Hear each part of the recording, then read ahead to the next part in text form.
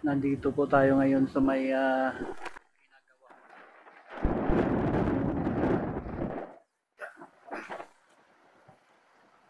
katatapos pa lang itong parte ng esplanade na to. Yung dito na side. Yung doon nga banda, hindi pa masyado yatang natatapos. Medyo malaki-laki pang matagal-tagal pa siguro bago matapos lahat ito. Ito yung pinaka latest na proyekto ng city government ng Iloilo. At itong ilog na to, ito yung Dungon Creek. Mula ito dun sa may distrito ng Mandurriao, patagos dyan sa may Iloilo River.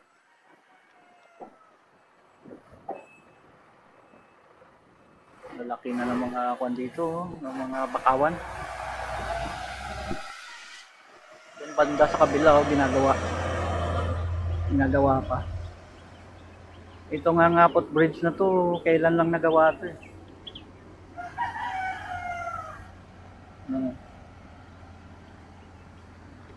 Ikot pa tayo.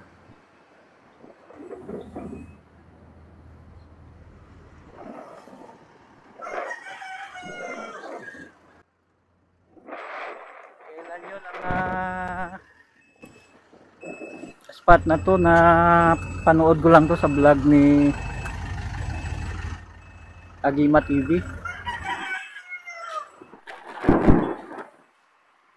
Isa sa mga local vlogger dito sa Iloilo na pag may mga upload talaga yan, pinanonood ko.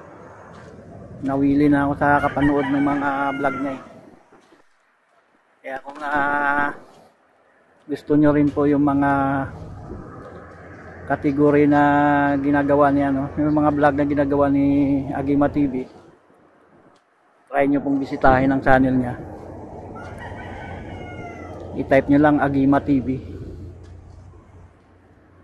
Magaganda mga niya, mga content niya. Nandito na tayo sa ibabaw ng tulay. Yan yung Dungon Creek.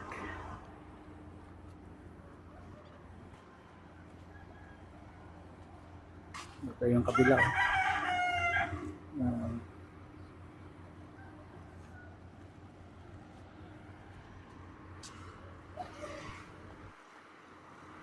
Ayan yung Mangrove Island. Nasa gitna siya ng ng palaisdaan. Ano ba tong kabilang side na to? Lapas na ba to? Hindi ko lang sure kung District of La Paz na to o Mandurriao District pa. Esplanade din yata ito. Dungon Esplanade.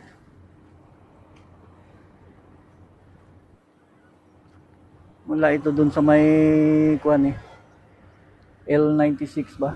Street Saharo.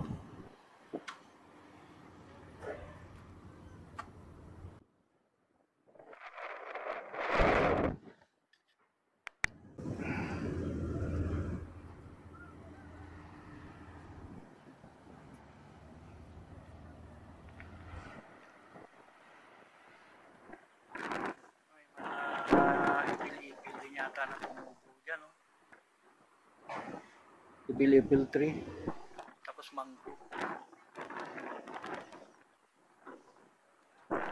Sarap tumambay dito.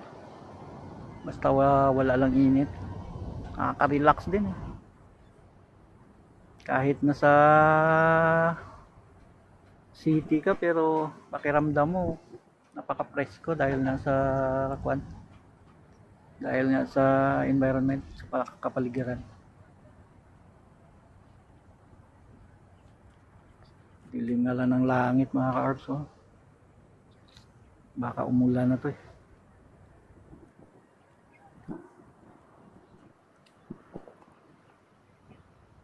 Alam mo mga ilang buwan pa siguro bago matapos tong proyekto na to dito. Pagka nayari na to, sarap tumambay dito. Isa na naman ito sa mga nadagdag na tourist attraction dito sa Iloilo.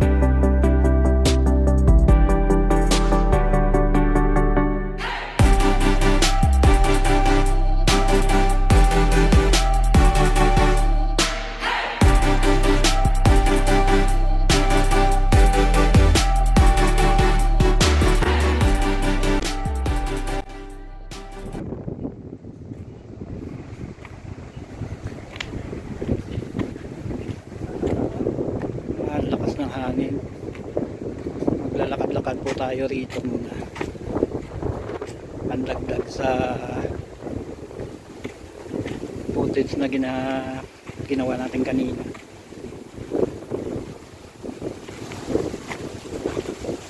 Malaki ng kwan dito ng Bakawan.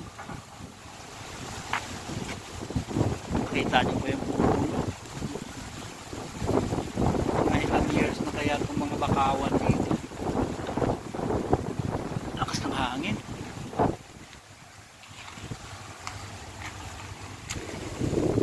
Yan. Lipa.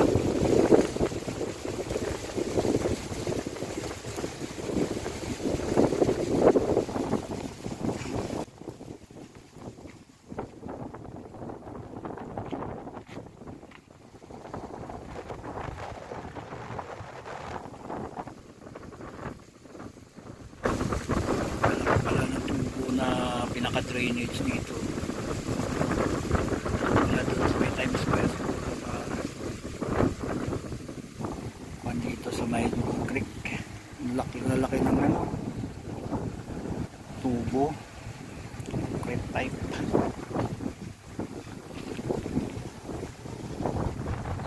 Ganyan lang tayo sa may parang Swiss ka parang gaya ng sa Venice na kanal na yun.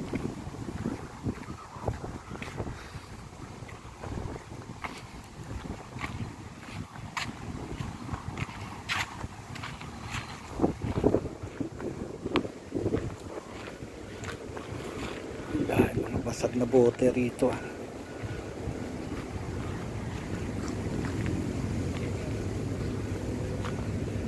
Delikado to pag naapakan. Basag na bote ng beer.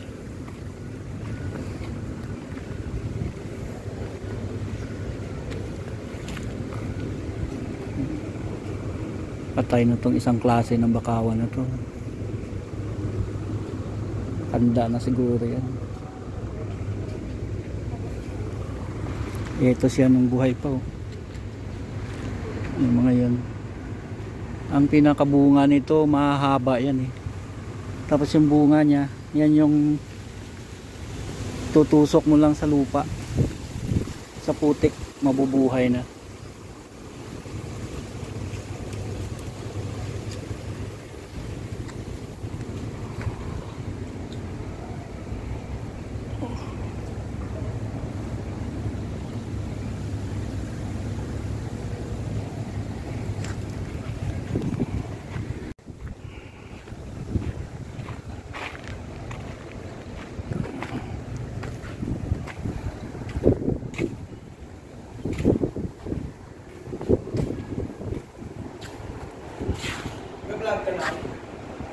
Good.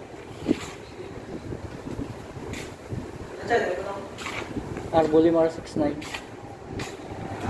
Arbolimar 69. ERBO LAMAR 69. RER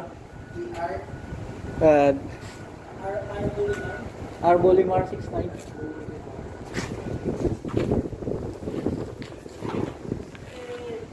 Iyo, punta ka mo sa vlog ko ah. kwan dito sa ano, sa Dungon Creek. Shout out sa kanila. Dito na yung mga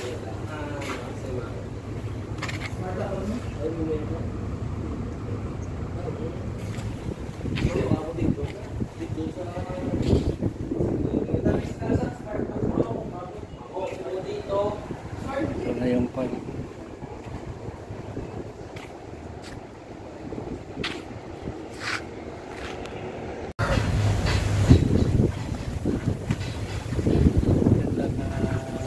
Hapon po mga ka-art.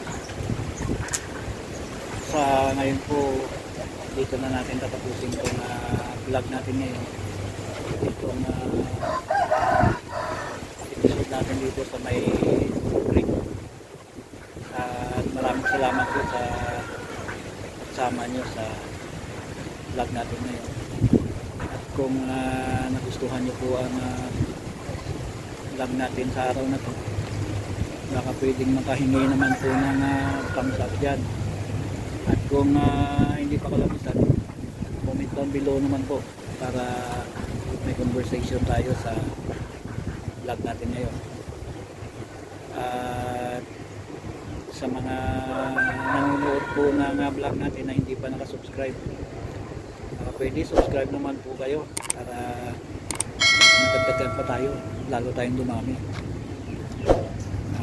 Pakiusap po ulit sa mga nanonood ng vlog natin, baka pwede tapusin nyo naman ang panunood at huwag po mag skip ng ad dahil dyan lang po tayo kumukuha ng kukuha ng revenue natin para makatanggap tayo ng grasya dito sa YouTube para pang allowance natin sa mga gagawin pa natin mga vlog. Sana po makitapos naman at huwag mag-skip ng ad. At yan lang po, maraming salamat. Bago po tayo mag-end, i-shout out ko na lang uli ang mga kasamahan ko dyan sa Umuti, sila Utoman. Maraming salamat po. Pasensya na po kung hindi tayo nakakapag-online dyan sa Samtok Messenger kasi nga sira yung laptop natin, wala pa tayong magpagawa. LCD screen ang diferensya nun eh. Tapos kuhan lang siya, nag-blink lang tapos wala na, pumuti na lang yung kanya ang screen niya. Alamang LCD screen ang napalitan nun. Ano po, hanggang dito na lang at maraming salamat po ulit. Hanggang dito na lang, bye bye.